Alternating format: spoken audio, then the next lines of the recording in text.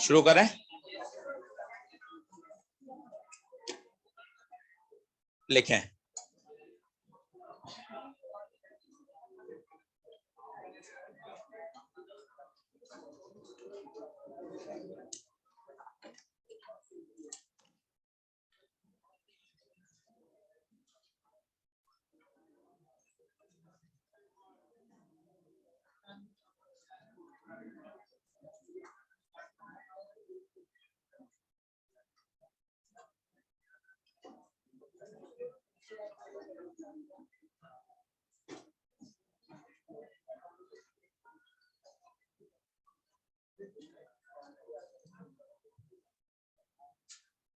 Discuss about the image. एक lens है जिसकी फोकल लेंथ 20 सेंटीमीटर है, ऑब्जेक्ट रखा गया है 30 सेंटीमीटर पर। आपसे कहा गया है इमेज के बारे में बताइए।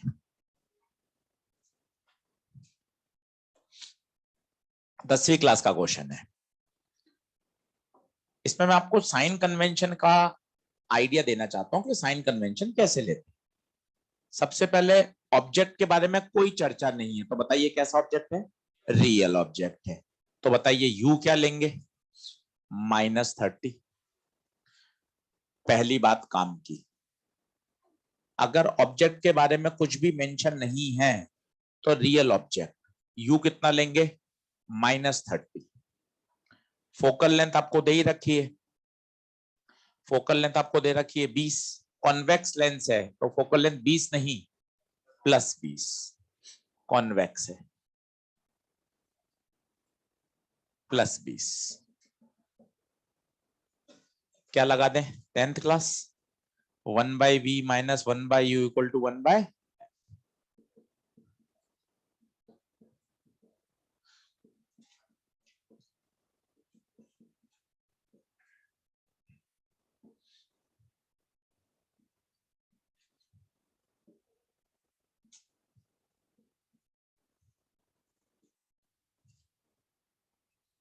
v 60। 60 है तो बोल रहे +60 है या -60 है? +60 है। दूसरी तरफ बनेगी या उसी तरफ बनेगी? दूसरी तरफ। +60 है in the direction of energy flow. Height चाहिए HI/HO, V/U। HO 3, V +60, U -30 -6।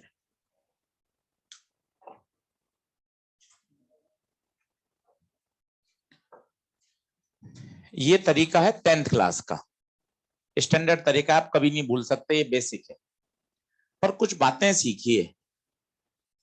H minus में आ रहा है, इसका मतलब इमेज इन्वर्टेड है। इन्वर्टेड है। ऑब्जेक्ट रियल है, ऑब्जेक्ट रियल है और इमेज इन्वर्टेड है, इसका मतलब पता है इमेज कैसी रही होगी? रियल। कल सिखाया था मैंने आपको, रियल ऑब्जेक्ट की रियल इमेज हमेशा इन्वर्टेड होती है। इसका मतलब इमेज रियल, साथ ही साथ इन्वर्टेड।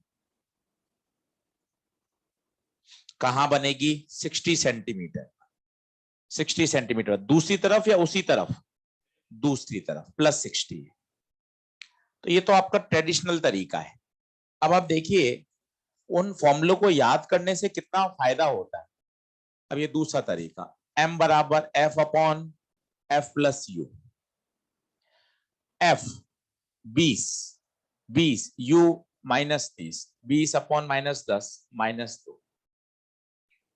अब एक बार m आ गया ना, इस m को U से कर दो V आ जाएगा, इस m को HO से कर दो HI आ जाएगा।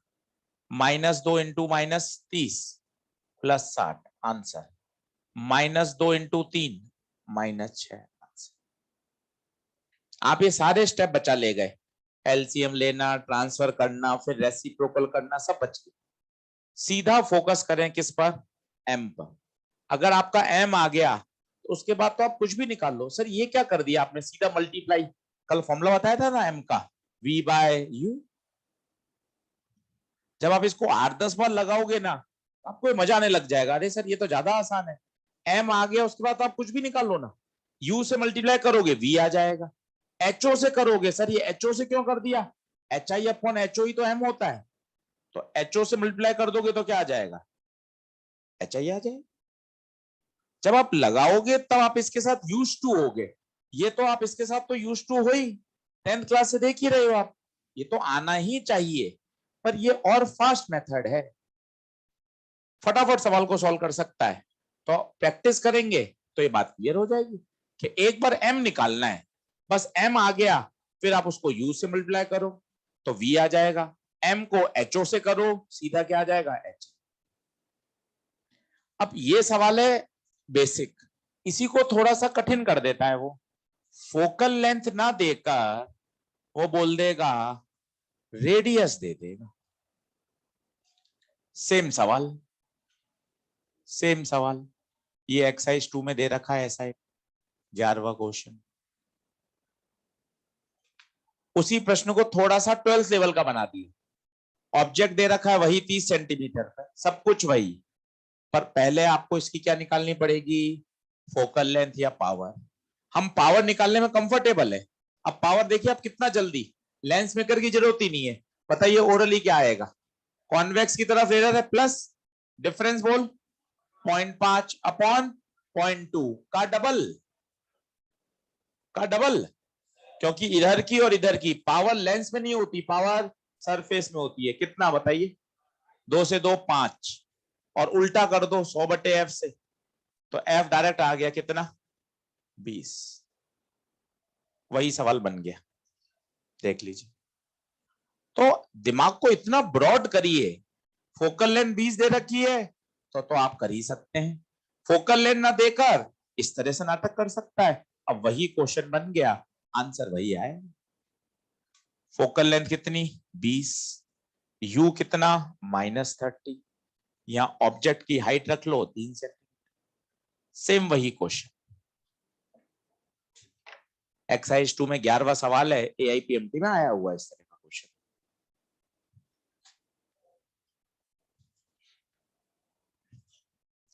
तो अगर आप फंडामेंटल पे खेलोगे ना तो आपको दिक्कत ही नहीं आएगी, और सवाल को आप ट्रिक से इतना जल्दी कर सकते हो। आप आपने ओरिजिनल क्वेश्चन को कितना छोटा कर दिया, आपने लेंस मेकर उड़ा दिया, आप यहां बच गए, आपका समय बच गया।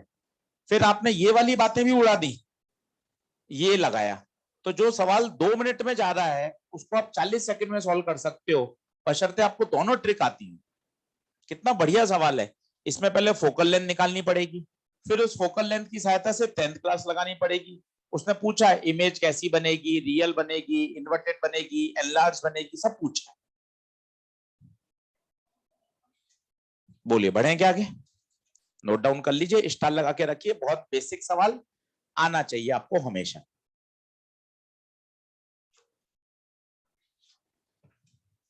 आगे बढ़ते हैं, इसमें एक कॉन्सेप्ट यही और सीख लीजिए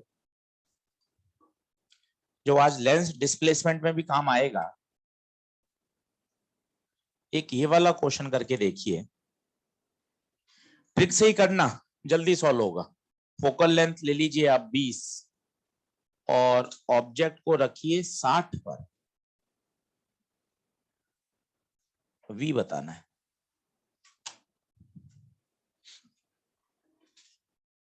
तीसरा सवाल,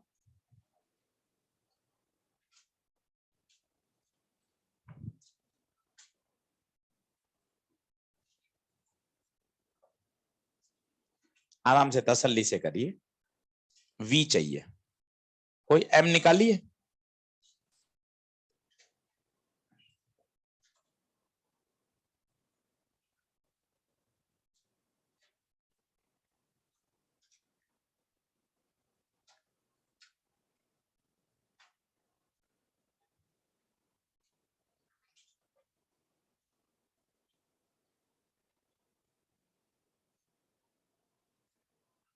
कितना, एम की स्टाइल से करिए, यू बताओ, यू -60, एम निकाल लो, आप ओरली निकाल सकते हो, प्रैक्टिस करोगे तो F upon F plus you, F 20, फिर 20 माइनस 60 कितना, -40, 20 बटा -40 -हाफ को इससे गुणा कर दो, 30, -हाफ इंटू -60, 30 आंसर। और पूरा करना है कि नहीं सर, अपने तो वैल्यू रख के बढ़िया लगता है, आप वैसे कर लीजिए, हमें कोई आपत्ति नहीं, -आधा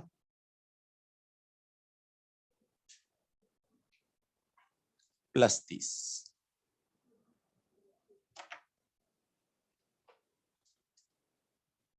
अब आप देखिए सीधा प्रैक्टिस का है, जो मैं आपको बताना चाहता हूं कि प्रैक्टिस का क्या इंपैक्ट है, प्रैक्टिस से आप ये सवाल कितना छोटा ले जा सकते हो। अब आपने अगर ऐसा 8-10 बार कर लिया तो आप बहुत ओरल लेवल पे आ जाएंगे कि सर ये मैं 10th वाली भी छोड़ देता हूं, अब इनका कहीं मुझे यूज की जरूरत ही नहीं है। धीरे धीरे आप इससे बढ़िया अट्रैक्ट हो जाएंगे कि हाँ सर एम निकाला, एम को यू से करो वी आएगा, एम को एच ओ से करो एच आई आएगा, मतलब अट्रैक्टिव पॉइंट ही क्या है, एम निकालना, एम बोले तो मैग्निफिकेशन। अब जिस पंच की तरफ मैं आपको ले जाना चाहता हूं वो सुनिए, वो मैं 1 घंटे बाद काम में लूंगा आज, लेंस डिस्प्लेसमेंट मेथड। वो यहां से देखिए, ऑब्जेक्ट था 30 पर, इमेज कहां बनी 60 पर, ऑब्जेक्ट 30, इमेज, अब उल्टा बोलिए, अगर ऑब्जेक्ट 60 पे आ जाए तो देखिए इमेज कहां चली गई 30, इंटरचेंज हो रहा है, वापस चेक करो, फिर से बोलो, ऑब्जेक्ट 30, इमेज 60, पहले ये बोल लीजिए, ऑब्जेक्ट 30 तो इमेज, उल्टा बोलिए, अगर ऑब्जेक्ट 60 है इमेज 30 है, ये मैं सेंटेंस बोलूंगा आगे जाकर कि अगर ऑब्जेक्ट x1 पर है तो इमेज बनती है x2 पर। अब नेक्स्ट बोलिए क्या होगा, अब अगर ऑब्जेक्ट को x2 पे कर दें तो इमेज x1 पे बनेगी। ये यूज करेंगे जिसको मैंने आपको एक न्यूमेरिकल से आपके दिमाग में बात बैठा दी, जो आप खुद देख सकते हैं, 2 बार और बोल सकते हैं। सर एक बात धीरे धीरे बता दीजिए, ऑब्जेक्ट 30, इमेज 60, उल्टा बोलें, अगर ऑब्जेक्ट 60 है तो इमेज 30, इसका मतलब ऑब्जेक्ट और इमेज की पोजीशन को क्या किया जा सकता है, इंटरचेंज। क्लियर है बात, चलो आगे बढ़े, हेडिंग डालिए,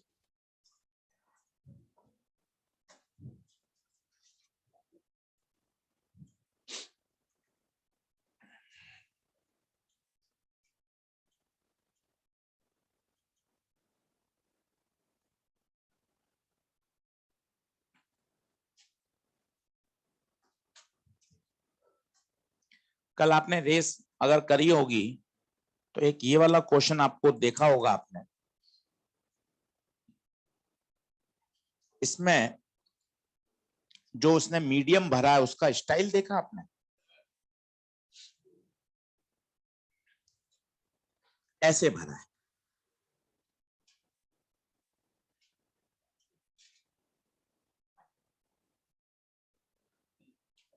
ये और ये सेम है, अगर आप उसको ध्यान से डिजाइन देखेंगे ना तो ये और इसकी डिजाइन सेम है, यहाँ अलग है, यहाँ कुछ अलग है, यहाँ कुछ भी हो, कोई फर्क नहीं पड़ता। सोच के बताएं कितनी इमेज, 1 या 2, क्यों 2 बताइए, देखें, बड़ा सिस्टमेटिक करिए, रे बना लीजिए, अपने आप एक कहानी सब बता देगा। इसको कितने से रिफ्लेक्ट होना है, केवल μ1 से रिफ्लेक्ट होके कहीं आएगा, इस वाली को केवल μ1 से, केवल μ1 से, दोनों सेम है, आप ध्यान से उसको डायग्राम को देखेंगे तो दोनों का मीडियम सेम है, एक इमेज यहां बन गई। इनका क्या होगा, इन रे का कितनी बार, 1 बार, 2 बार, 3 बार, 3 बार रिफ्लेक्ट होके कहीं पहुंचेगी, जो इसका हल होगा वो इसका हल होगा। कितनी इमेज, 2 इमेज। हमारे वाले जब कल डायग्राम था आपने देखा हो तो हमने इसको कहां तक भरा था, पूरा ऊपर तक, याद है किसी को, हमने ऐसे भरा था। अब कितनी इमेज बनेगी, अब एक ही बनेगी, हर रे को कितनी बार होके गुजरना पड़ेगा, 3 बार। आप चाहें तो ऐसा डायग्राम एक और बना सकते हैं, ये आपका रेस का क्वेश्चन सॉल्व हो जाएगा। इसको ऐसे डिवाइड कर दीजिए साफ, ऊपर नीचे एक ही है, रेस करी हो तो आपको एक क्वेश्चन मिलेगा, इसमें इमेज बनेंगी 2।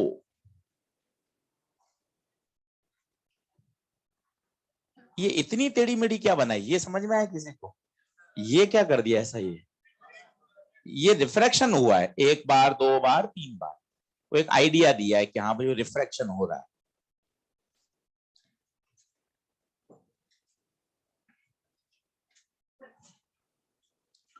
तो ऊपर नीचे का मीडियम सेम है। अच्छा, अगर ऊपर अलग होता नीचे अलग होता तो फिर 3 बन जाती। तो आप इसको रट नहीं सकते, इसको आप समझ ही सकते हो कि हाँ सर क्या हो रहा होगा। ऊपर μ1 है, नीचे μ1 है, इसको μ1 से रिफ्लेक्ट होना है, इसको भी μ1 से रिफ्लेक्ट होना है, दोनों एक जगह जाएंगी। इनको 3 बार होना है, पर तीनों कॉन्जिक्यूटिव है, एक के बाद एक के बाद एक के बाद एक। और सबसे बढ़िया, आप अगर ऐसी 2 लाइन खींच देंगे तो आपको मजा ही आ जाएगा। ये 2 लाइन खींच दें, ये ऊपर वाला एक लेंस, ये तीनों मिलकर एक लेंस।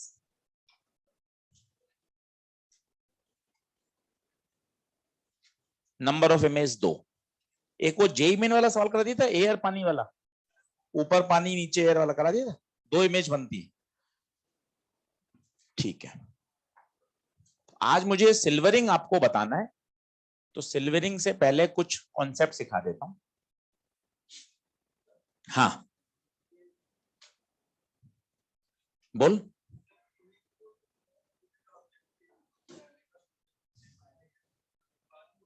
रियल रियल के लिए बात होगा, रियल रियल के लिए बात होगा।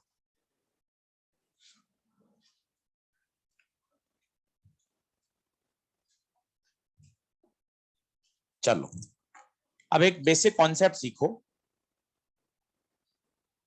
4 तरह के डिवाइस आपको पूरे रे ऑप्टिक्स में मिलेंगे।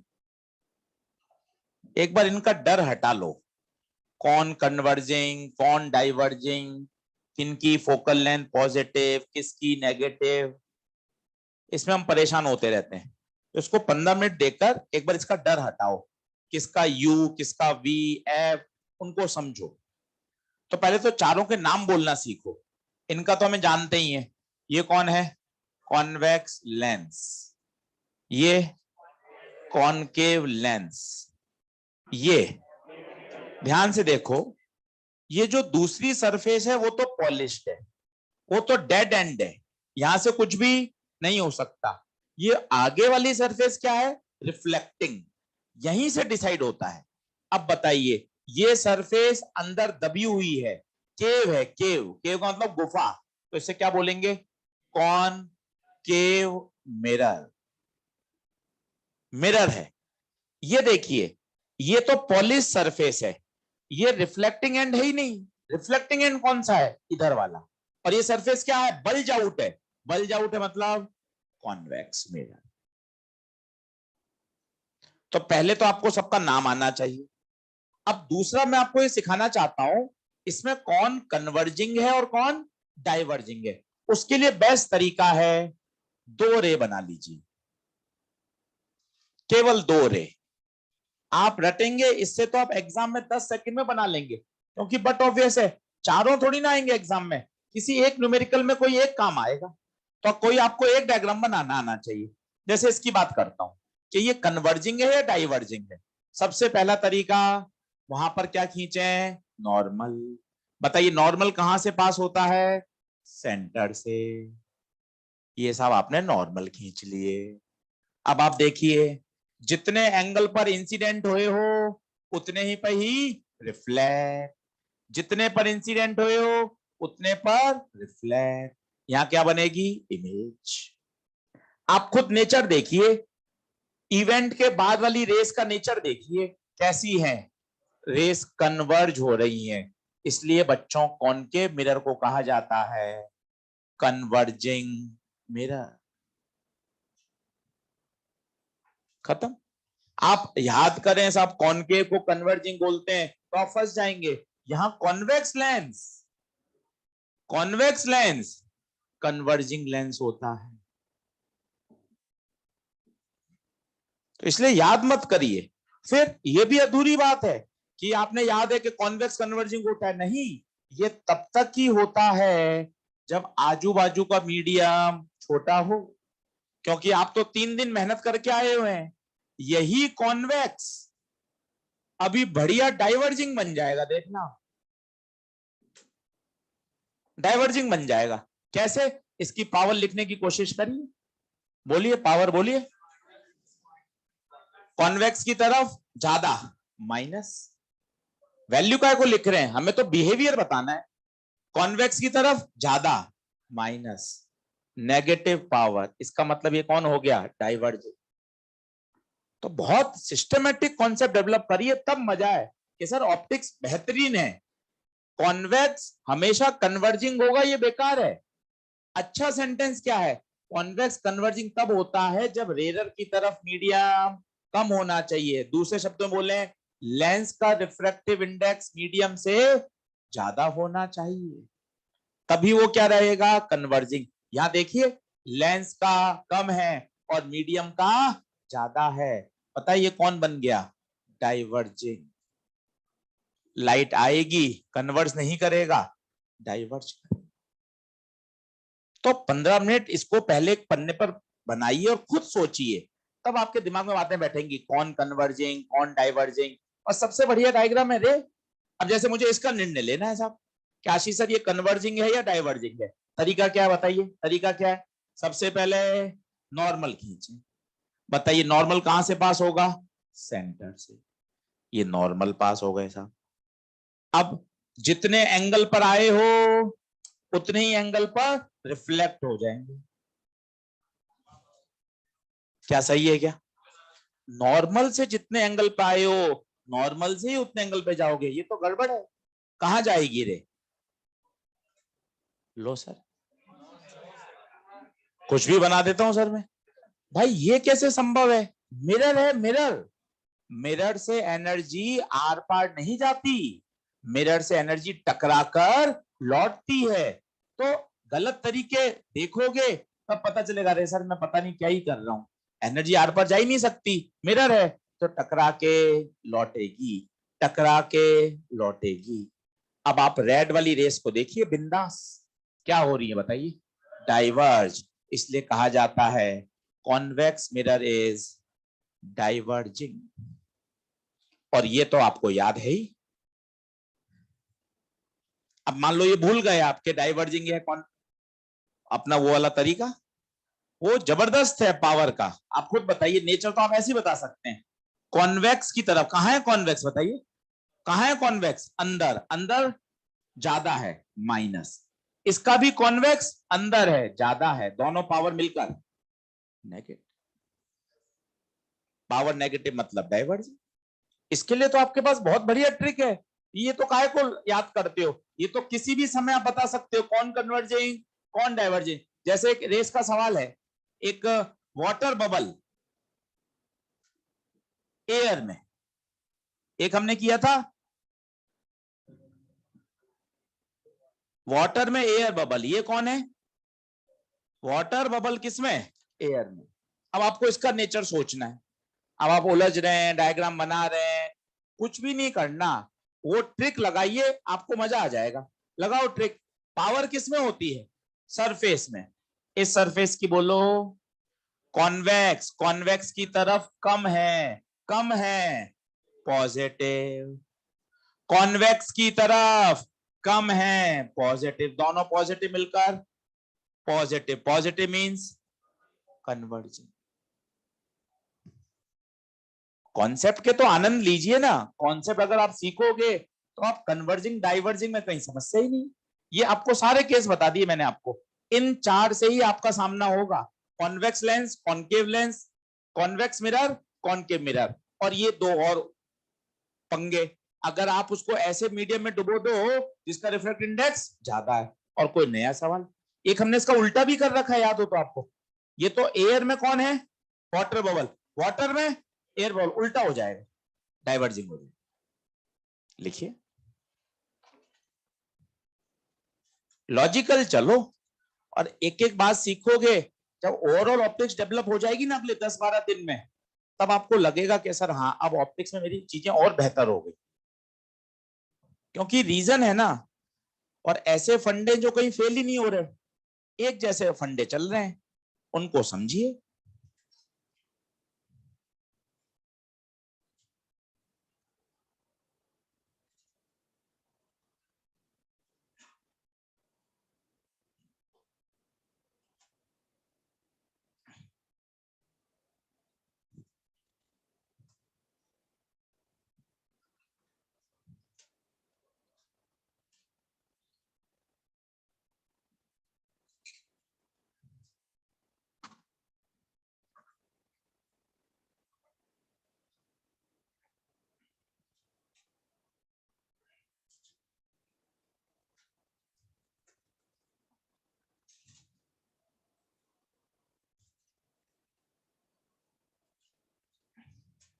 हाँ जी,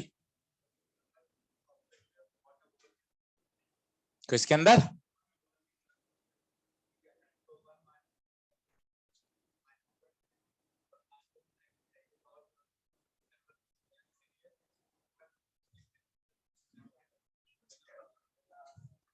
हमें जो फील होता है सब गलत फील होता है ना, सही फील होने लग जाता तो फिर फिजिक्स ही क्यों पढ़ते?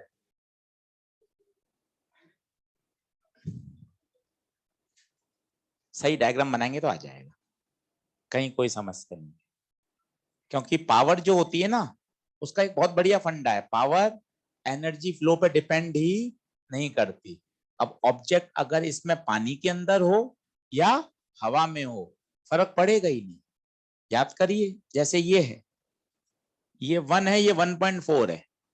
अब ये क्या है? कन्वर्जिंग है, इसकी पावर क्या है? पॉजिटिव। अब आप ऑब्जेक्ट यहां रखें या यहां रखें, कोई फर्क नहीं पड़ता। पहली बात, ऑब्जेक्ट से रे पर कन्वर्जिंग डाइवर्जिंग डिसाइड नहीं होता। कन्वर्जिंग डाइवर्जिंग जो कन्वेंशन है वो किसके लिए डिफाइन किया गया है? पैरेलल रेस के। किसी ऑब्जेक्ट को रखकर आप कन्वर्जिंग डाइवर्जिंग व्यवहार नहीं बता सकते। हमेशा कन्वर्जिंग डाइवर्जिंग किसके लिए परिभाषित होता है? पैरेलल रेस के लिए, हमेशा। हाँ, किसी ऑब्जेक्ट इमेज को रखकर हम नहीं बता सकते कि वो कन्वर्जिंग करेगा या डाइवर्जिंग करेगा। कन्वर्जिंग डाइवर्जिंग जो कन्वेंशन है वो पैरेलल रेस के लिए डिसाइड होता है।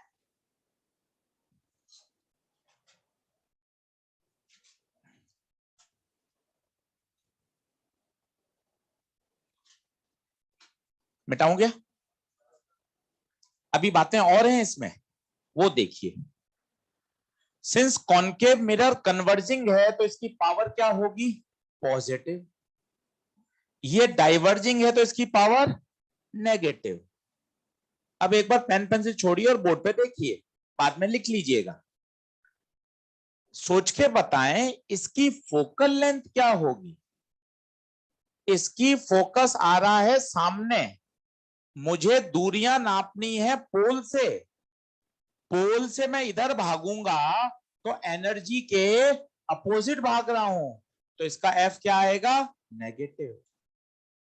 थोड़ा सा तेज हो गया सर, वापस समझाओ। वापस देखो, आप पोल पे खड़े हो, बोलो हाँ है। All distances are measured from pole, ठीक है। क्योंकि प्लस माइनस के तो पंगे, यहां गाड़ी तेज भगाओगे तो मजा कैसे आएगा? सारी दूरियां कहां से नापी जाती है? पोल से। बोलो इसमें सहमत हो? अब बताओ एनर्जी फ्लो कहां है? ये तीर के निशान से देखो, एनर्जी कहां है? इस डायरेक्शन में एनर्जी इंसिडेंट हो रही है, ये एनर्जी फ्लो है। अब बताओ, इसका फोकस यहां तो कहीं मिलेगी नहीं, इसको पीछे भगाएं, यहां फोकस आएगा। अब बताइए, फोकस तक भागने के लिए खुद सोचिए कहां चलना पड़ेगा? एनर्जी के साथ या एनर्जी के अपोजिट? एनर्जी के साथ। इसका मतलब फोकल लेंथ इसकी पॉजिटिव। ध्यान रखिए। अब एक पंगा हो गया यार, P प्लस है F minus, P minus F plus. इसलिए हमारे साइंटिस्ट ने जब मिरर के लिए फॉर्मूला बनाया तो F नहीं लगाया, क्या लगाया? -1/f। अब हमें तो याद है कि सर लेंस के लिए 1/f होता है, मिरर के लिए -1/f। अब आप लॉजिक सोचिए, ये माइनस कहीं से निकल के थोड़ी ना आता है, ये तो सोच समझ के लगाया गया है। देखो ना, क्योंकि दोनों बातें एक दूसरे से क्या हो रही हैं? अपोजिट आ रही हैं। अब आप ये फॉर्मूला यूज करोगे, सब परफेक्ट। चेक करो, एफ रखो माइनस, रखो एफ माइनस, ये माइनस, पावर प्लस, सारी बातें सेट। एफ रखो प्लस और बाहर minus, power comes out to be negative. इसलिए मिरर के लिए 1/f नहीं, क्या होता है? -1/f। और लेंस के लिए बताइए, लेंस के लिए 1/f। और इसमें तो आपको पता ही है दोनों तरफ क्या होना चाहिए? एयर। इसकी सोच के देख लीजिए क्यों 1/f होता है, खुद सोचो। इसकी फोकस क्या बोलोगे? आगे, तो फोकल लेंथ पॉजिटिव, साथ ही साथ ये कन्वर्जिंग है, पावर भी पॉजिटिव। दोनों एक साथ चल रहे हैं, एक जैसे चल रहे हैं, इसलिए फॉर्मूले में प्लस आ रहा है। इसमें देखिए दोनों अपोजिट चल रहे हैं, इसलिए माइनस आ रहा है। तो आज घर पे टारगेट रखना केवल आधा घंटा, ये इसी बात का कि मैं इन चारों से खेलूं कि कॉन्वेक्स मिरर क्या, कॉनकेव मिरर क्या, किसकी फोकल लेंथ पॉजिटिव, किसकी नेगेटिव, किसकी पावर, क्योंकि इनको रटा नहीं जा सकता। रे डायग्राम से सारी बातें क्लियर की जा सकती हैं, और जहां अटक जाओ वहां एलटी बार। भाई सुन लो 20 मिनट का, कि आज पहले स्टार्टिंग 20 मिनट में सर ने यही सिखाया है, क्योंकि ये पक्के होंगे तभी तो सवाल में मजा आएगा आपको मिरर में। आप इसमें समय खर्च नहीं करते, आप डायरेक्ट सवाल में उतरते हो, आपको फोकस में आप परेशान रहते हो, यार प्लस लूं माइनस लूं, पावर प्लस लूं माइनस लूं। इस पे बेस बनाइए, ये आधार है। और याद रखिए मिरर में क्या आता है, माइनस। मैंने आपको कारण बताया है, क्योंकि पी और एफ दोनों एक दूसरे के अपोजिट हैं, जबकि लेंस में ऐसा पंगा नहीं है। इसलिए लेंस में 1/f होता है और मिरर में -1/f।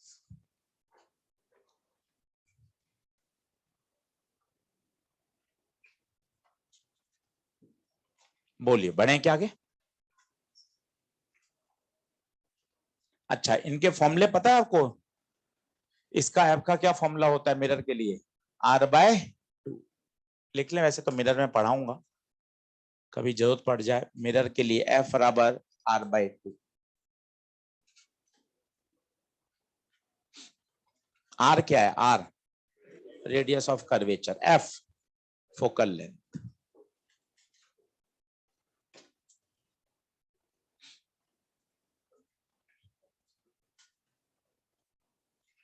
कल वो बना लिए थे डायग्राम, ठीक रहा या चलने दें वैसा, या ये ठीक है?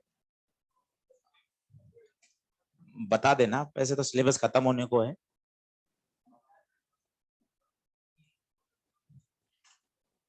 एलटी से लिख लिया था किसी ने, लिखा है नहीं लिखा?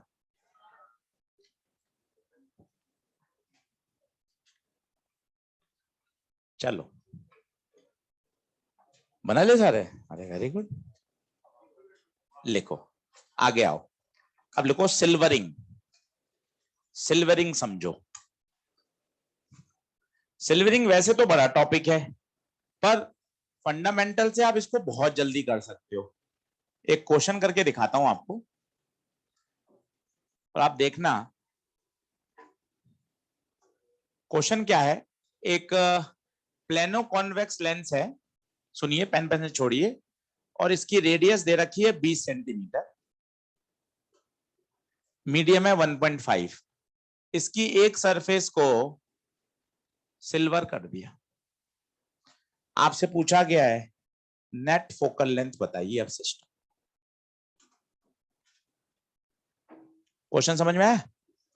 प्लेनो कॉन्वेक्स लेंस था, उसकी एक सरफेस को क्या कर दिया, सिल्वर कर दिया। अब बताइए इसकी नई फोकल लेंथ क्या होगी। एक लाइन में सॉल्व करके दिखा रहा हूं, समझे तो बताइएगा। इस मिरर को धक्का मार के क्या कर दिया, अलग कर दिया। अब एक लाइट रे लाइए। अब मुझे चाहिए पावर। मैंने आपको एक लाइन सिखाई है, पावर किसकी होती है, सरफेस की। हर सरफेस की पावर लिख दीजिए। बताइए कितनी सरफेस से होके गुजरना पड़ेगा, पहले काउंट कर लो, बताओ। 1 2 3 4 5। क्यों सर 5 बारी, क्यों सर? क्योंकि मिरर से टकराओगे तो वापस तो आओगे ही आओगे ना। लेंस में तुम्हारे साथ ऐसा नहीं हुआ था, कारण समझो ना। लेंस में तुम 2 बारी गुजरते थे, चाहे कैसा भी लेंस हो। तुमने 2 बारी लिखी है जीवन में पावर, तो ही सरफेस होती है। इसमें 5 बार होगा। क्यों होगा, पहले इस बात को समझो। क्योंकि जो भी एनर्जी इंसिडेंट होगी उसको 5 सरफेस से तो इंटरेक्ट करना ही पड़ेगा। और हम तो एक ही कॉन्सेप्ट हमने सीखा है, हर सरफेस के पास अपनी क्या होती है, पावर। अब आप लिखना देखिए और समझिए आप कितना जल्दी सॉल्व कर सकते हैं। पी नेट कोशिश करें, ये 1.5, ये 20। ये बताइए, ये रेरर की तरफ कॉन्वेक्स प्लस डिफरेंस 0.5 अपॉन 0.2, खत्म। आगे 0 0 वापस 0, और ये 0.5 अपॉन 0.2। P net 5 director. हो गया सवाल साहब, ये आया पी। अब आपको क्या चाहिए, फोकल लेंथ। यहां गलती होगी, पी एफ नहीं, -1/f। ये पहला झटका है। पूछिए -1/f क्यों? क्योंकि this overall device is like a mirror. क्यों सर मिरर क्यों बन गई? क्योंकि मिरर एनर्जी को क्या करता है? रिबाउंड करता है, ये एनर्जी को वापस भेज रहा है। जबकि ये कौन है? ये तो लेंस ही है। पानी में डुबो तो भी लेंस है। आधा एयर में रखो आधा पानी में रखो तो भी लेंस है। लेंस तो लेंस ही रहेगा ना, क्योंकि एनर्जी को एक जगह से दूसरे मीडियम में ट्रांसमिट कर रहा है। ये क्या कर रहा है इंस्ट्रूमेंट? एनर्जी को बाउंस बैक कर रहा है। इसका मतलब ये ओवरऑल कौन है? मिरर। ये बच्चा गलती करता है, माइनस आएगा क्योंकि अब ये क्या बन चुका है? मिरर। बताइए P5 -1/F, F -1/5 metre. Power positive आ रही है तो इसका मतलब बताइए कन्वर्जिंग मिरर। पन्ना पलटिए, देखकर बताइए कन्वर्जिंग मिरर कौन होता है? कॉनकेव। कन्वर्जिंग मिरर कौन होता है? कॉनकेव। तीन बातें पूछता है इस सवाल में, तीन बातें। पहली, नेट पावर बताइए +5। मिरर का नेचर बताइए कन्वर्जिंग, क्योंकि प्लस आ रही है। जो कन्वर्जिंग मिरर होते हैं वो कॉनकेव। ये रटना नहीं है, वो भी 20 मिनट समझाया। और इससे क्या निकाल सकते हैं आप? Focal length. और इस माइनस का एक्सप्लेनेशन दीजिए। माइनस क्यों लगाया? क्योंकि ओवरऑल इंस्ट्रूमेंट क्या बन चुका है? मिरर। सर एक बार और समझा दो। भाई एक बार और देख ले, चल वापस समझ। मेरे पास एक प्लानो कॉन्वेक्स लेंस है जिसकी फोकल लेंथ 20 है, जिसकी फोकल लेंथ 20 है। अब आपने क्या करा? इसकी एक सरफेस को सिल्वर कर दिया। अब आपसे पूछा गया है सिस्टम की फोकल लेंथ बताइए। क्या किया पता आपको? सवाल को थोड़ा सा कठिन बना दिया। यहां आपको रेडियस डायरेक्ट गिवन थी, क्योंकि आपको तो रेडियस ही चाहिए ना। सोचो डिफरेंस अपॉन रेडियस, तो पहले आपको इससे क्या निकालनी पड़ेगी? रेडियस। निकाल सकते हो? कैसे बताओ? पहले तो इससे अपनी पावर निकालो। 100/F कितनी? +5। +5। और अपने तरीके से पावर निकालो। ये R, बोलो अपनी पावर बोलो कैसे होगा? 0.5/R +0। इस पावर को क्या करो? इक्वेट। बताओ R कितना आएगा? 0.1 मीटर, बोले तो 10 सेंटीमीटर। समझिए, इसलिए आजू बाजू कराएं ताकि आपका दिमाग डेवलप हो कि यार देखिए सर रेडियस दे रखी थी, आप डायरेक्ट पावर लिखने में एलिजिबल थे। यहां रेडियस नहीं है, फोकल लेंथ है। तो ये जबरदस्ती की नाटकबाजी बढ़ गई। पहले आपको क्या निकालनी पड़ी? रेडियस। अब बताइए रेडियस आते ही क्या वापस काम हो जाएगा अपना? आओ एक मौका और है, अब मत छोड़ो। एक मौका और है। रेडियस कितनी आई? 10। चलो बोलो, बेसिक फाउंडेशन बनाओ। पहला, पावर हमेशा सरफेस की होती है। सीखा सब जा सकता है, हार मानने से तो कुछ नहीं होना कि सर समझ नहीं आ रहा। घर पे 2 घंटे और क्वेश्चन करना भाई, घर पे 2 घंटे और कर। छोटी छोटी बात को फिर से लिख, 2 बार और सुन, 2 बार और समझ। क्यों नहीं बनेगा? बनना तो पड़ेगा ही, पर जब तक हम एफर्ट लगाएंगे तभी बनेगा। पावर किसकी होती है? सरफेस की। सर जब जब मैं एक सरफेस से गुजरूंगा उसकी पावर लिख दूंगा। आप पिछले 4 दिन से यही बात समझा रहे हो। अब आओ इस सरफेस की, कॉन्वेक्स की तरफ रेडर है, प्लस डिफरेंस 0.5/0.1 +0 0 0 और वापस वापस कितना? 10 डायप्टर। हो गया 10 डायप्टर। प्लस आ रहा है, प्लस इसका मतलब कन्वर्जिंग मिरर है। कन्वर्जिंग मिरर कौन होते हैं? कॉनकेव। फोकल लेंथ निकालनी है -1/F। तीसरी बार सुनिए, -1/F क्यों?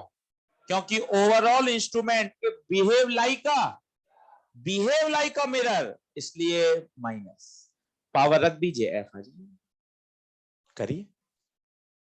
ये सिल्वरिंग का टॉपिक है, 5 मिनट में आप फ्री हो सकते हैं सिल्वरिंग से। तो सिल्वरिंग में कुछ ही नहीं करा हमने, जो पावर का जो ट्रिक बढ़िया समझ रखा है, उसी ट्रिक से सिल्वरिंग को भी पढ़ लिया।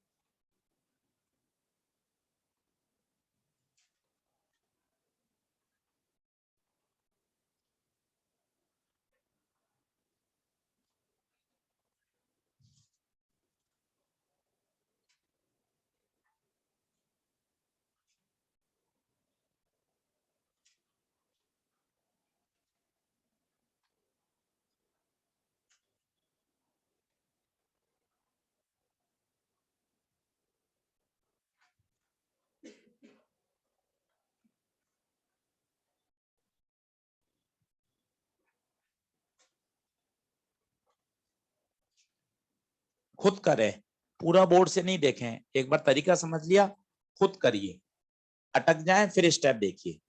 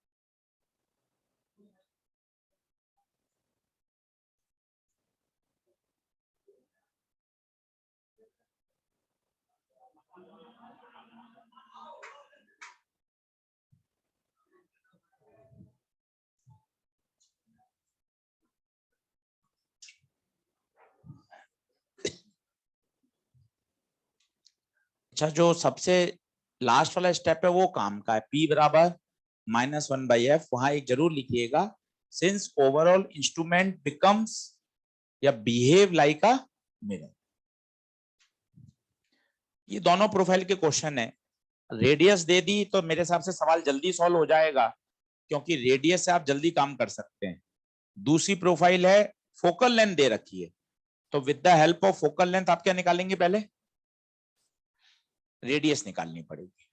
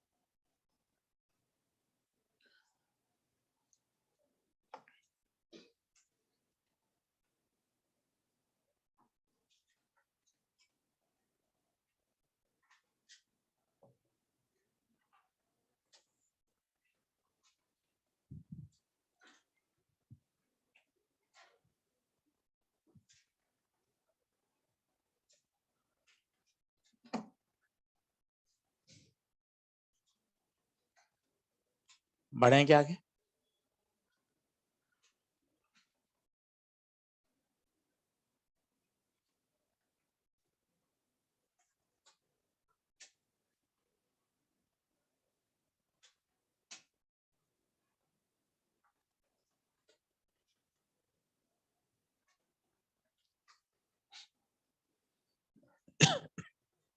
लिखें object focus and image focus.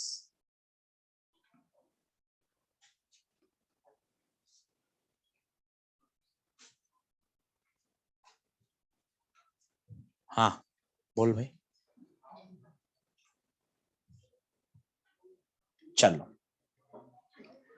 अब पता है हर लेंस के दो फोकस होते हैं। हमने आज तक एक ही फोकस के बारे में जानकारी ली है, पर वास्तव में हर लेंस के पास कितने फोकस होते हैं? दो। क्या होता है सुनिएगा। पहले तो 10th क्लास में ले चलता हूं आपको। 10th क्लास में ये वाला डायग्राम बहुत पॉपुलर, हर बच्चे को आता है। पैरेलल लाइट आएगी, बताइए कहां मिलेगी? फोकस पर। फोकस पर यहां बनेगी इमेज। ये हम 10th से पढ़ के आ रहे हैं, बिल्कुल सही है, परफेक्ट है। पैरेलल लाइट आएगी, अपनी इमेज कहां बनाएगी? फोकस पर। पर आज पूरा जानिए, ये जो फोकस आप बोलते हो, वास्तव में इस फोकस का पूरा नाम है इमेज फोकस। इसे क्या कहा जाता है? Image focus. अब कुछ अलग पढ़ते हैं, वो सुनिए। अगर मैं एक ऑब्जेक्ट को एक ऐसी डिस्टेंस पे रखूं जहां से लाइट रिफ्रैक्शन के बाद कैसी हो जाए? पैरेलल हो जाए। कैसी हो जाए? Parallel after refraction, then this point is known as object focus. आप इसको चेक कर सकते हो कि सर पैरेलली क्यों हो जाएगी? सर ये कहां जरूरी है? चेक कर लीजिए। यू बताइए, यू कितना लेंगे? यू -f, v निकाल लेते हैं। 1/v - 1/u = 1/f। u की जगह -f प्लस 1/f, 1/f कटेगा, 1/v 0, v infinite. v infinite का क्या मतलब है? लाइट रेस क्या हो गई? पैरेलल। इस फोकस को क्या कहा जाता है? Object focus. याद करना बड़ा आसान है, समझिएगा। पैरेलल आए, कहां मिले? फोकस पर। फिर से सुनिए, जो आपको ऑलरेडी याद है 10th क्लास का, लाइट पैरेलल आएगी, रिफ्रैक्शन के बाद फोकस पर मिलेगी। उल्टा बोलिए, अगर लाइट फोकस से आएगी तो रिफ्रैक्शन के बाद पैरेलल हो जाएगी। ये याद रखने का तरीका है।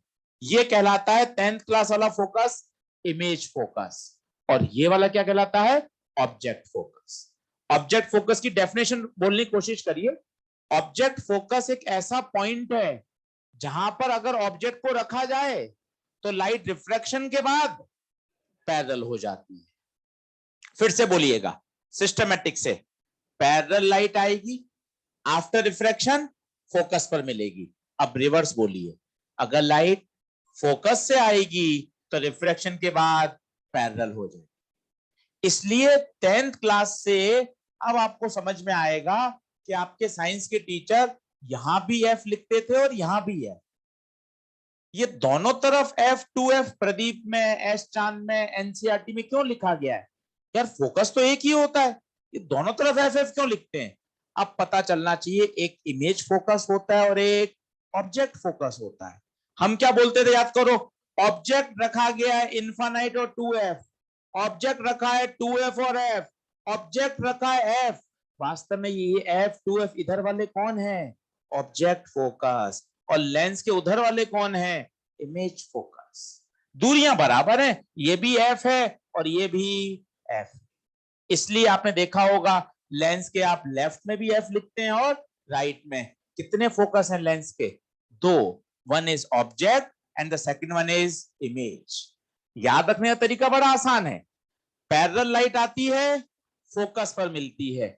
यहाँ 10th क्लास इसलिए लिखा ताकि आप समझ सके, हाँ सर ये डायग्राम मेरे दिमाग में सेट है आशीष सर। इसका आज नाम मैंने अच्छा कर दिया, फोकस नहीं इमेज फोकस। पैरेलल आओगे, फोकस पर मिलोगे।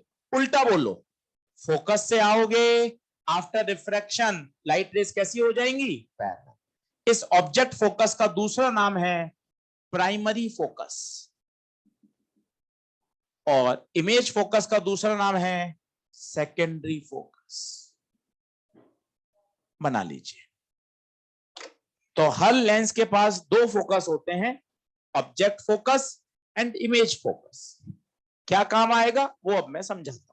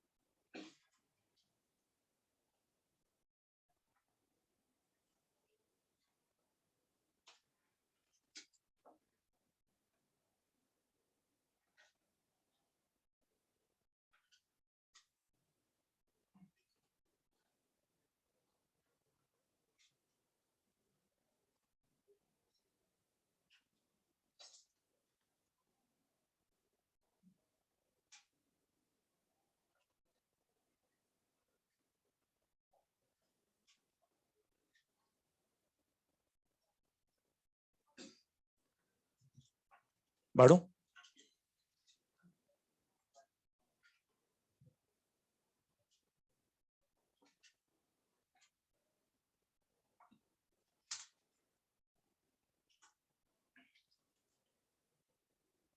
तो दो फोकस होते हैं, ऑब्जेक्ट फोकस और एक इमेज फोकस। दूरियां बराबर होती हैं, एफ है। याद रखने का तरीका है, पैरेलल आएंगे तो फोकस पर मिलेंगे, और अगर फोकस से लाइट आएगी तो आफ्टर रिफ्रैक्शन वो प्रिंसिपल एक्सिस के क्या हो जाएगी, पैरेलल।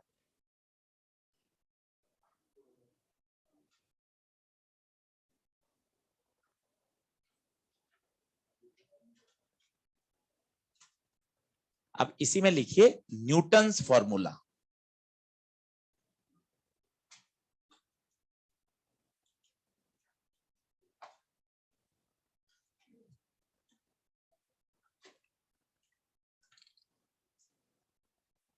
न्यूटन्स फॉर्मूला लिखें। If object distance, if object distance and image distance, if object distance and image distance are measured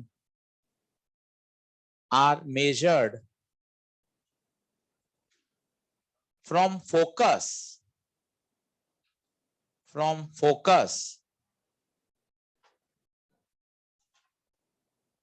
then Newton's formula can be used. देखें, सरल सी बात है। अभी तक 10th क्लास से या पिछले 4 दिन में अपने इतने न्यूमेरिकल करे, आपने ऑब्जेक्ट और इमेज की दूरी कहां से नापी? लेंस से। लेंस बोले या बेहतर शब्द बोलते हैं ऑप्टिकल सेंटर। कहां से नापी? ऑप्टिकल सेंटर से। यही काम हो रहा है, आज भी यही करेंगे, हमेशा यही करेंगे। और formula 1/v minus 1/u equal to 1/f, या m बराबर f upon f plus u, f minus v upon f। बढ़िया काम होगा, सारे सवाल आपके इससे बढ़िया सॉल्व होंगे। सारी दूरियां कहां से नापी गई हैं? लेंस, और बेहतर बोले तो फ्रॉम ऑप्टिकल सेंटर। ठीक है, हमारे जो सिलेबस में है ना, वो थिन लेंस है, क्योंकि वास्तव में तो पोल से ही नापते थे, याद करो। और ये बहुत पतला है, इसकी जो थिकनेस है वो बहुत बहुत बहुत कम है। तो ये पॉइंट और ये पॉइंट लगभग सब एक ही जगह है, क्योंकि लेंस कैसा है? बहुत पतला, बहुत पतला है। पहली बात। अब न्यूटन ने क्या कहा? न्यूटन ने ये बात बोली कि अगर आप, एक है आपका ऑब्जेक्ट फोकस और एक है इमेज फोकस।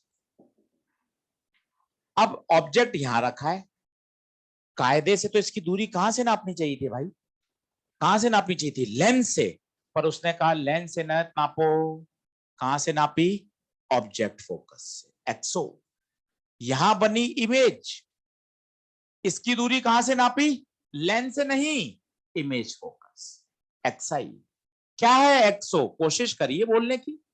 क्या है एक्सो? बोलिए, एक्सो क्या है? डिस्टेंस ऑफ ऑब्जेक्ट कहां से? From focus. Distance of object from primary focus. क्या है एक्सआई? एक्सआई, कोशिश करिए। Distance of image from secondary focus, secondary focus. और फिर फॉर्मूला दे दिया, एक्सो एक्सआई बराबर एफ स्क्वायर। कब लगाना है? केवल 1 या 2 क्वेश्चन में काम आता है, पूरे मॉड्यूल में साफ साफ क्वेश्चन पढ़ेंगे तब समझ में आएगा उसने दूरी कहां से नापी है? फोकस से। आप ये भूल भी जाएं तो क्या सवाल सॉल्व हो सकता है? क्या हो सकता है? सोचो कैसे। ये एफ है, ये एफ है। सर मैं तो यूवी से ही करता हूं, मेरी आदत है सर 10th क्लास से। ठीक है, आप कर सकते हैं। सोच के बताओ वी क्या लोगे? सोच के बताओ v क्या लोगे, v v xi plus F. सोच के बताओ u क्या लोगे, xo प्लस एफ। आप इसको इसमें रख दीजिए, अपने आप आपके पास ही रिजल्ट आ जाए। तो ये तो बढ़िया काम करेगा ही, हमेशा करता है, हमेशा करता है, ये तो बेस्ट है। पर अगर क्वेश्चन में उसने दूरियां कहां से नापी है, फ्रॉम फोकस। एक्सरसाइज 1 खोलिए, मैं आपको क्वेश्चन की लैंग्वेज पढ़ा के दिखता हूं, उससे आपको पता चलेगा 63 होगा या 65, देखें। एक्सरसाइज 1 सबसे पहले पढ़े हैं 61, सिर्फ पढ़ लीजिए, घर पे करिएगा। लैंग्वेज से ये बताना चाहता हूं कब न्यूटन लगाना है। 61 पढ़िए, 2 बार पढ़िए, आपको आइडिया लग जाएगा 2 बार पढ़ते ही उसने दूरियां कहां से नापी हैं, from focus, from primary focus, from secondary focus. बार बार फोकस आ रहा है, आपको तुरंत पता लगेगा, सीधा फॉर्मूला एक्सओ एक्सआई बराबर एफ स्क्वायर। ओरली करना चाहते हैं कर लीजिए, 25 इंटू 9 225, 225 का स्क्वायर रूट 15, 15 आंसर हो गया, खत्म। तो पहले ये आइडिया लगे कि सर मुझे कब न्यूटन लगाना है, तो न्यूटन कब लगाना है, जब केवल दूरियां कहां से हो, फोकस से। एक 63 पढ़ के देखिए, इसको होमवर्क में करिएगा। An object is place at a distance of 9 from the principal focus. Principal का मतलब होता है फर्स्ट फोकस। इसका मतलब ये भी किससे सॉल्व होगा, न्यूटन फॉर्मूले से। बाकी किसी सवाल में ऐसी लैंग्वेज ही नहीं है। बाकी सवाल में लैंग्वेज कैसी होती थी, N object is place at a distance of 10 centimetre from lens, from lens, from lens. तो हम हमेशा अपनी 10th क्लास से पढ़ते थे। इन 2 सवाल में लैंग्वेज ही अलग है, इसमें दूरियां कहां से नापी है, फोकस। क्लियर, लिख लीजिए। इसको आप चाहें तो डिराइव भी कर सकते हैं, सिर्फ v और u यहां रख दीजिए, एलसीएम लेके सॉल्व करिए, एग्जैक्ट फॉर्मूला आ जाएगा, एक्सओ एक्सआई बराबर एफ स्क्वायर। कोई आवश्यकता नहीं थी, जबरदस्ती का फॉर्मूला है, बगैर उसके भी काम चल रहा था। बिल्कुल हाँ, नाम दिखना चाहिए। ऐसा साउंड वेव में इन्होंने प्रयास किया था, velocity under root P by rho, कहा था आइसोथर्मल प्रोसेस होता है, और बाद में लाप्लास आए, उन्होंने करेक्शन किया, गामा पी बाय रो। तो न्यूटन फॉर्मूले से वेलोसिटी ऑफ साउंड वेव आ रही थी 280, 282, जबकि प्रैक्टिकल 300। लाप्लास ने करेक्शन किया कि जो न्यूटन ने एजम्पशन किया था वो बिल्कुल गलत है, वास्तव में साउंड वेव का प्रोपोगेशन एक एडियाबैटिक प्रोसेस का एग्जांपल।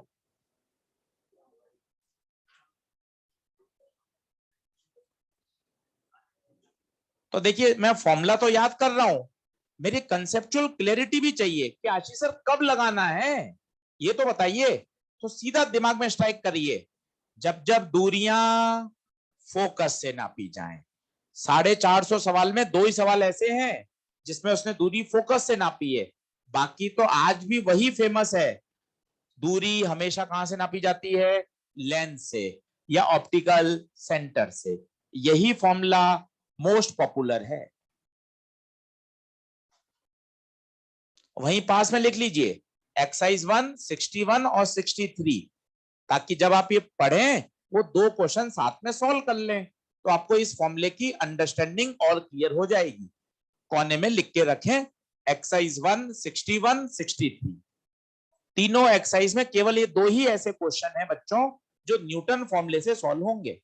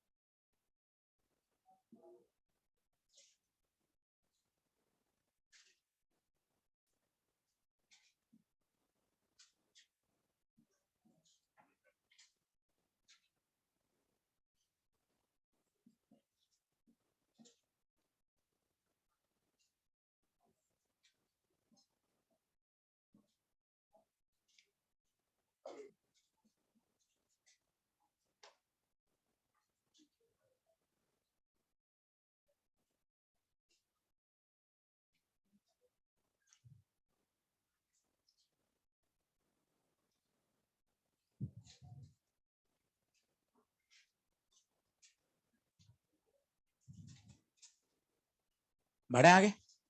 आज लेंस पूरा हो जाएगा। आज का टारगेट मिलेगा होमवर्क का एक्सरसाइज 1, 2, 3 में से जहां जहां लेंस दे रखा है, अभी मैं आपको सब सिस्टमेटिक लिखा दूंगा। तीनों एक्सरसाइज में से लेंस पूरा आज कर लीजिएगा। सबसे बड़ा टॉपिक है लेंस रे ऑप्टिक्स का। इसके बाद कल चालू करेंगे ऑप्टिकल इंस्ट्रूमेंट, वो भी एक बड़ा फेमस और इंपॉर्टेंट टॉपिक। तो ऑप्टिकल इंस्ट्रूमेंट पर आने से पहले आज का दिन मिलेगा आपको, कल सुबह का दिन है, लेंस पूरा करके आ जाइएगा।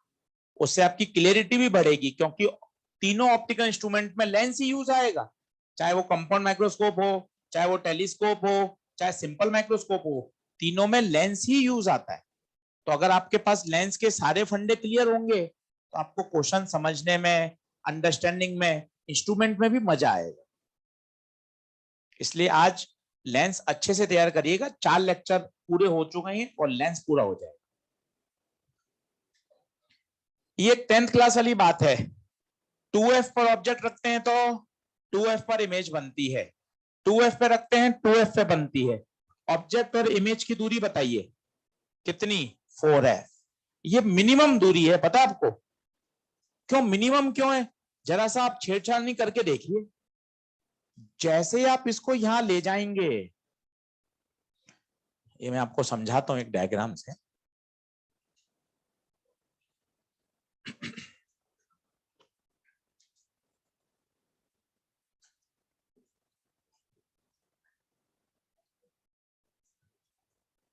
आप सुनना एक बार, वो पन्ने पलटकर जो कल वाले डायग्राम थे ना 4, वो एक बार खोल लीजिए और समझिए। बड़ा इंटरेस्टिंग एक कॉन्सेप्ट सिखाता हूं आपको कि इमेज कैसे भागती है और कैसे चलती है, वो देखना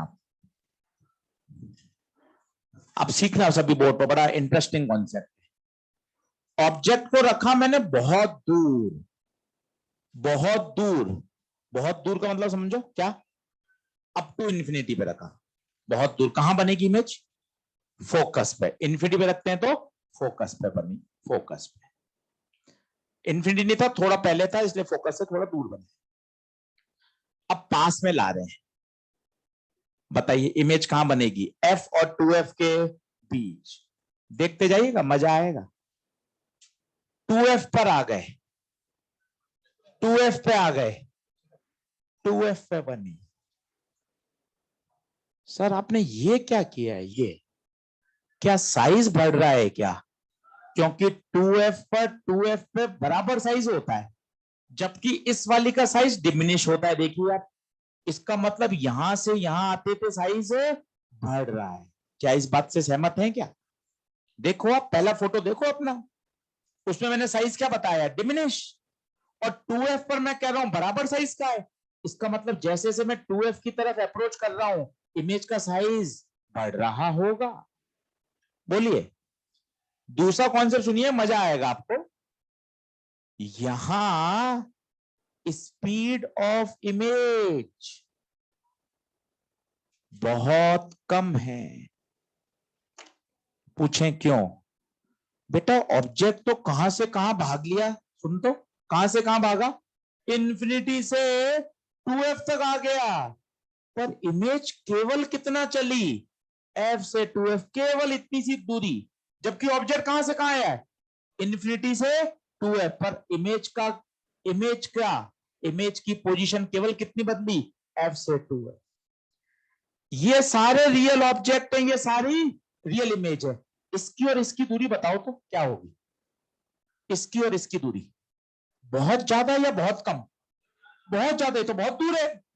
इसकी और इसकी दूरी भी बहुत ज्यादा। इसकी और इसकी दूरी सबसे कम, सबसे कम। कितनी? इसने लिखा है देखिए 4 है। अभी और सुनिएगा क्या हो रहा है। ऑब्जेक्ट को और आगे लाइए।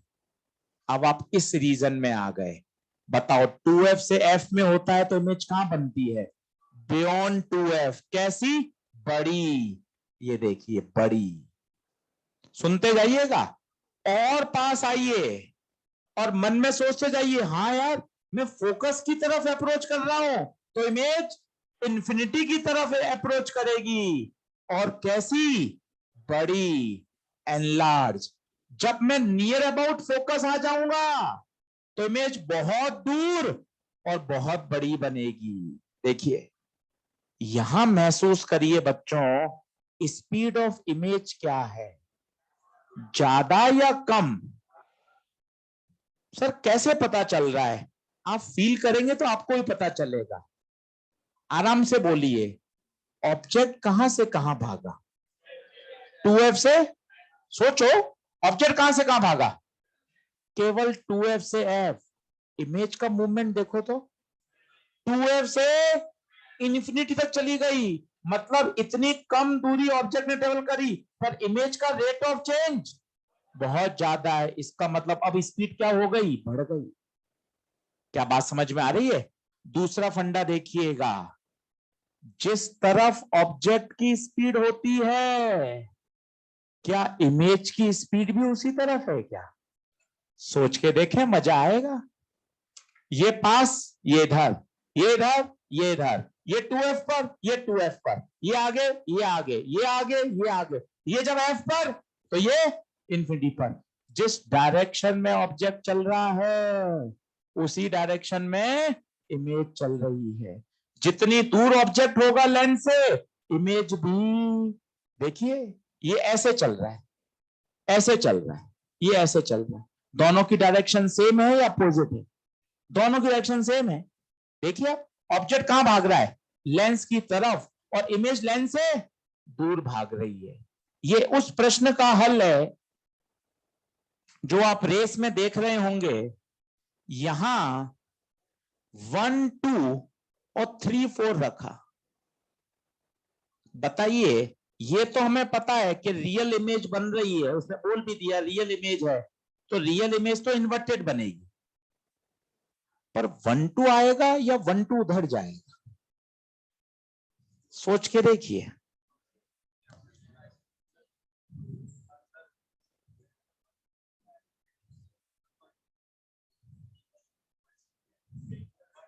सोच के आएंगे?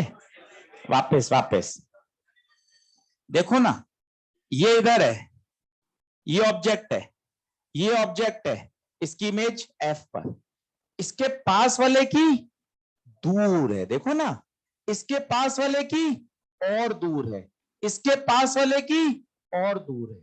जितना ऑब्जेक्ट लेंस के पास होगा इमेज उसकी दूर बन रही है। देखो ना, चेक करो ना, नंबरिंग डाल दो आपको, ये लो 1 2 3 4 5 6, इसकी कहां है? 1 2 3 4 5 6। ऑब्जेक्ट लेंस के पास आ रहा है, इमेज लेंस से दूर भाग रही है। ये डायग्राम से समझा जा सकता है। आप सोचो मैं घर बैठ के रट लूं, रट ही नहीं पाओगे। आपको ये डायग्राम देखकर इससे बात करनी पड़ेगी। हाँ भाई, क्या कहना चाहता है, ये बात करनी पड़ेगी आपको। हाँ सर, आप बात तो सही कह रहे हो, इन्फिनिटी वाली आपने फोकस पे बनाई, 2f वाली 2f पे बनाई, तो मैं खुद ही सोच रहा हूं ना सर, ऑब्जेक्ट को आप ऐसे ला रहे हो, इमेज ऐसे जा रही है, मतलब ऑब्जेक्ट टूवर्ड्स द लेंस आ रहा है, पर image image away from the lens जा रही है। अब बताओ तो कौन आगे आएगा, कौन पीछे आएगा? लिख लो, लिख लो। इन्वर्ट बनेगा, ये बात तो तय है, पर 1 2 3 4 में आगे पीछे क्या हो?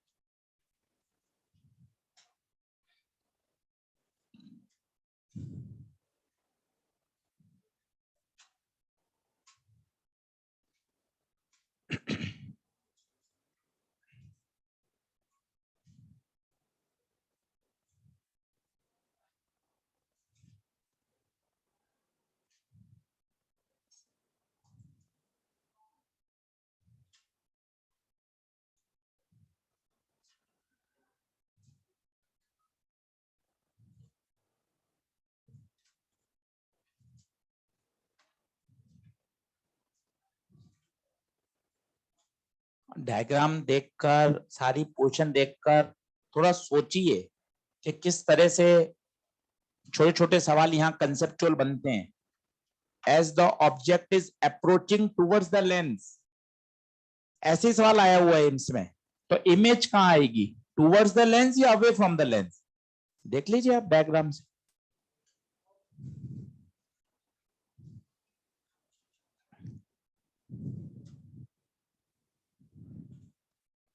अच्छा, वो minimum separation between object and real image 4F, सोचो यही था सबसे मिनिमम। इसके बाद तो मामला और गड़बड़ हो गया। क्यों? ये जरा से आई पर ये तो बहुत तेज दूर भाग रही है, और पास में लाए और दूर चली गई, तो सेपरेशन तो बढ़ती जा रही है।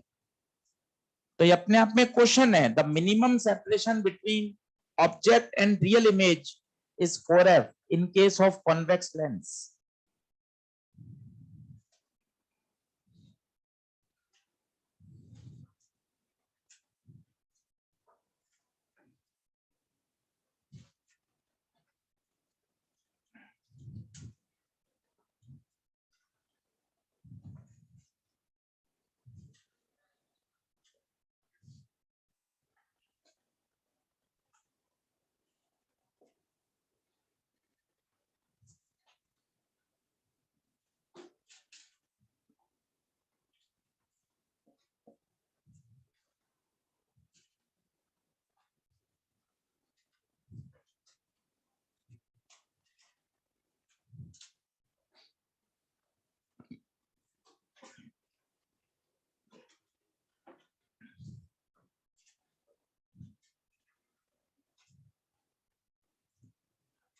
किसी को आइडिया लगा क्या आंसर आएगा? 1 2 पहले आएंगे, 3 4 पहले आएंगे?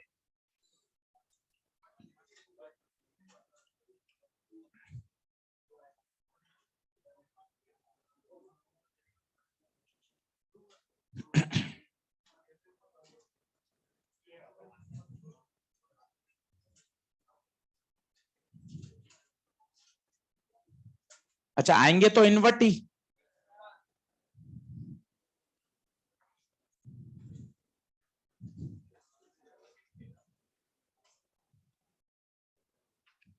चलो सोच के आइएगा, रेस में दे रखा है वैसे, सही आंसर मिल जाएगा आपको। चलो आगे बढ़े। लास्ट टॉपिक लिखिए, लेंस डिस्प्लेसमेंट मेथड। पूरा प्रैक्टिकल एक्सपेरिमेंटल टॉपिक है, एक बार बता देता हूं।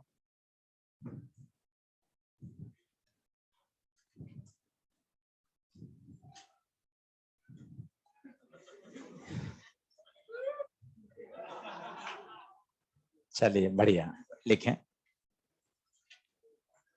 In this method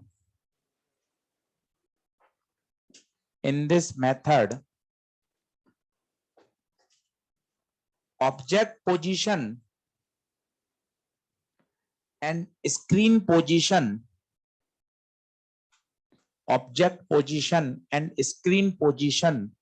are fixed.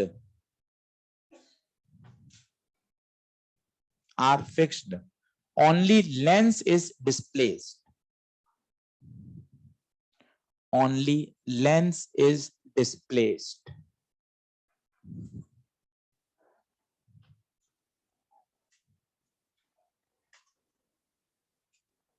दूसरा पॉइंट लिखिए, using this experiment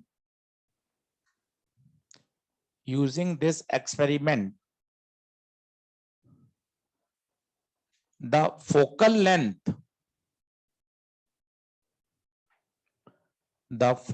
length of the convex lens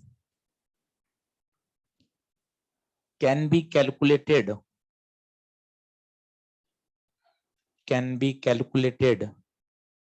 in laboratory.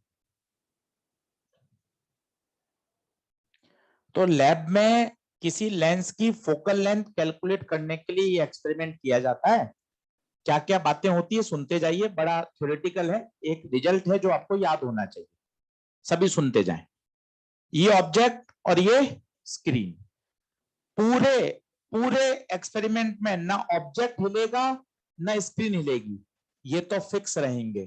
कौन डिस्प्लेस करेगा? टॉपिक का नाम पढ़ लो, लेंस डिस्प्लेसमेंट मेथड। दूसरी बात सुनो, स्क्रीन पर इमेज बनानी है। पता है स्क्रीन पे हम 10th क्लास से पढ़ रहे हैं, कैसी इमेज बनती है?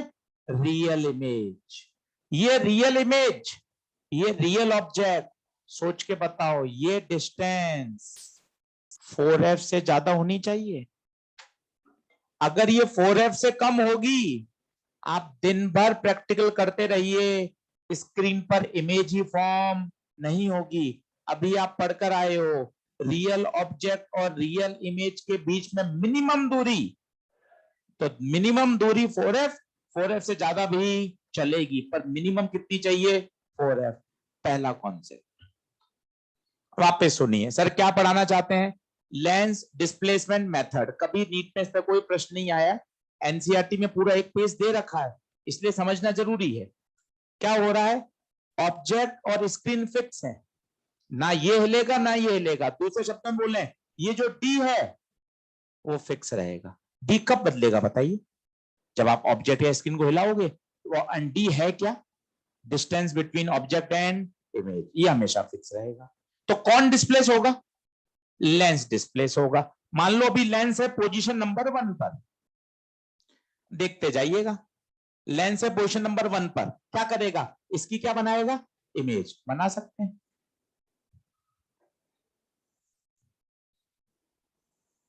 ये इमेज बन गई। Let height of image is hi1, ये कौन? ho। माना ये दूरी x1, ये दूरी x2। बोले क्लियर है? एक्सप्रेशन बताइए m का क्या लिख सकते हैं? m होता है बच्चों hi/ho, v बाय u। कोशिश करिए hi, कोशिश करिए hi माइनस का hi1, क्यों? नीचे बनी है।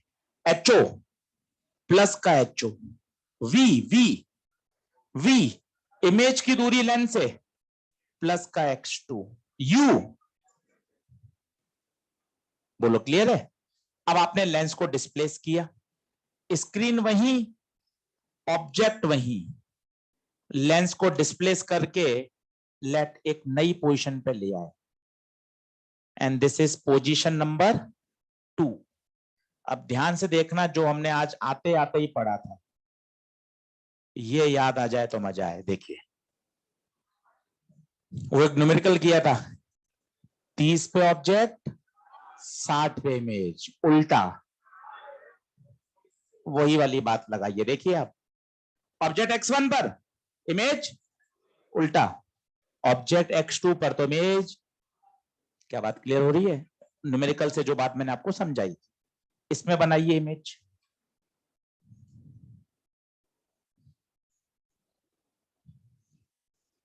Let this is hi2। इसके लिए फॉर्मूला लगा सकते हैं, कोशिश करिए।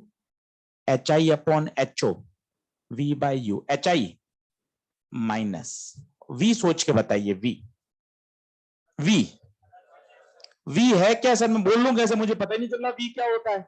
v क्या होता है? v होता है, सर बोल लूं कैसे? v नहीं पता क्या है? v है इमेज की दूरी लेंस से। कहां है इमेज? उंगली रख, ये रही इमेज। लेंस कहां है? ये रहा। दूरी बता, x2। सर ऐसे बताओ ना, तो मैं बोल लूंगा भी x1। अब मुझे पूछा है u, u क्या है? u ऑब्जेक्ट की दूरी कितनी? -x2। बोलिए हाँ है क्या? इन दोनों को आप मल्टीप्लाई करोगे तो रिजल्ट आएगा HO बराबर √hi1 इंटू hi। चाहे तो करके देख सकते हैं, आवश्यकता नहीं है। -hi1 upon HO minus hi2 upon HO, x2 by x1, x1 minus x2, minus minus minus minus, x1 x1 x2 x2, hi1 into hi2, HO HO HO square.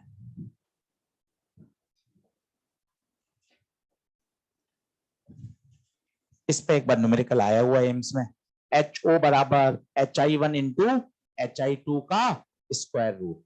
hi1 है क्या? उसको बोलिए क्या है hi1? Height of image when lens पहली position पे था।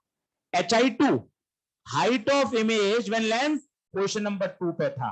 और इन दोनों पोजीशन के बीच का जो डिस्प्लेसमेंट है, लेट ये है x। टॉपिक का नाम लेंस डिस्प्लेसमेंट मेथड। आपने इसको कितना डिस्प्लेस किया? x डिस्प्लेस किया। और अब अगर हम इस इक्वेशन को यूज करें और इसमें यूवी की वैल्यू डालें तो फोकल लेंथ आता है D square minus x square upon 4d। इसमें एक एक चीज देख लीजिए, वो काम की है। एफ क्या है? फोकल लेंथ, जिसको हमें कैलकुलेट करना था। मेथड का एम ही क्या था? To find the focal length. D बताइए, D D distance between object and screen. और एक्स डिस्प्लेसमेंट। किसका डिस्प्लेसमेंट? लेंस का। कहां से कहां? From position 1 to position. Note down कर लीजिए। एक न्यूमेरिकल इसमें दे रखा है बिगनर बॉक्स 7 पर। बिगनर बॉक्स 7 का पहला क्वेश्चन जो इससे सॉल्व होगा। बाकी कभी पेपर में आया नहीं है, नीट में तो कभी नहीं पूछा गया। एनसीईआरटी में एक पेज में जो जो दे रखा था वो मैंने आपको समझा दिया है। पहला और सबसे बढ़िया सवाल बनता है, डिस्टेंस कितनी होनी चाहिए? वो है 4f या 4f से ज्यादा। क्यों 4f कहां से आया ये बताइए। रियल ऑब्जेक्ट और रियल इमेज के बीच की मिनिमम दूरी 4f।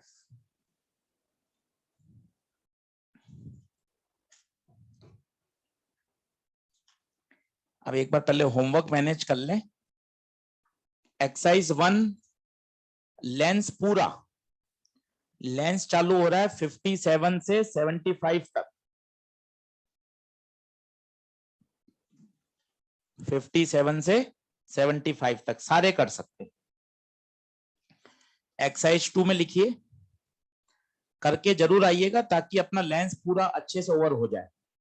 एक्सरसाइज नंबर 2, दूसरा, पांचवा, छठा, 11, 16, 19, 24, 29, इसके बाद 38, 40, 41। गिनो कितने हो गए? 10 होने चाहिए 2 में। 11, ठीक है। तो ये पूरा लेंस मैंने आपको छांट के लिखा दिया है। इसको करिए, कल ऑप्टिकल इंस्ट्रूमेंट चालू करेंगे और वो आसान लगेगा आपको। उसका कारण है सारा का सारा उसमें फंडामेंटल लेंस के ही है। तो जो हमने 4 लेक्चर लेंस पढ़ा है वो पूरा काम आ जाएगा। शुरुआत कहां से करेंगे मैं आपको बता देता हूं। जैसे पेन होता है, पेन पे लिखा हुआ है, अब बहुत छोटा लिखा होता है साइड में, तो आप क्या करते हैं? पहला आपका क्या होता है? नहीं पढ़ने में आ रहा है तो आप क्या करते हैं? उसको पास लेके आते हैं। पास आने पर क्या अक्षर बड़ा हो जाता है? फिर दिखने क्यों लग जाता है वो? नहीं होता कभी का? जैसे आपको कोई अक्षर देखना है, मान लो ये है, अब इसमें बहुत छोटा लिखा हुआ है, एक बार में नहीं दिख रहा, तो पहला क्या होता है? पास लाके पढ़ते हैं। तो पास लाने पे क्या होता है? पास लाने पे अक्षर के बड़े हो गए। इसी से चालू करेंगे कॉन्सेप्ट कि पास आने पे, दूर से देखते हैं तो बिल्डिंग 10 फ्लोर की बिल्डिंग, अरे सर ये रही सर बिल्डिंग, सर दिख रही सर इतनी बिल्डिंग। पास जाके देखोगे तो आपको ऐसे करना पड़ेगा। ये क्या है कि पास आने पर बड़ी हो जाती है या दूर पे छोटी दिखती है। चंद्रमा इतना दूर है, बहुत छोटा दिखाई देता है, पर वास्तव में तो चंद्रमा तो बहुत बड़ा है। पास आने पर वही जो हमें पेन का अक्षर दिखाई नहीं दे रहा था, पास आने पर वो हमें अक्षर दिखने लग गया। यहीं से कल शुरुआत करेंगे। कॉन्सेप्ट है विजुअल एंगल, और वही सारे ऑप्टिकल इंस्ट्रूमेंट का बेसिक है। आपसे कोई पूछे कि ऑप्टिकल इंस्ट्रूमेंट करता क्या है, आप एक लाइन में आंसर दीजिए। ऑप्टिकल इंस्ट्रूमेंट विजुअल एंगल को बढ़ाते हैं, चाहे वो सिंपल माइक्रोस्कोप हो, चाहे कंपाउंड हो, चाहे टेलीस्कोप हो। केवल एक ही फंडा काम का है कि वो क्या करते हैं? विजुअल एंगल को बढ़ा देते हैं। अब विजुअल एंगल क्या होता है, इसकी चर्चा कल चालू करेंगे।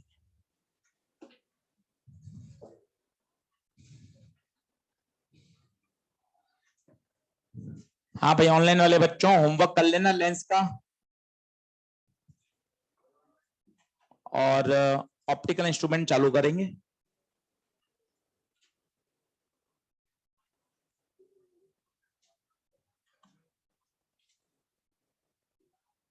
ठीक है।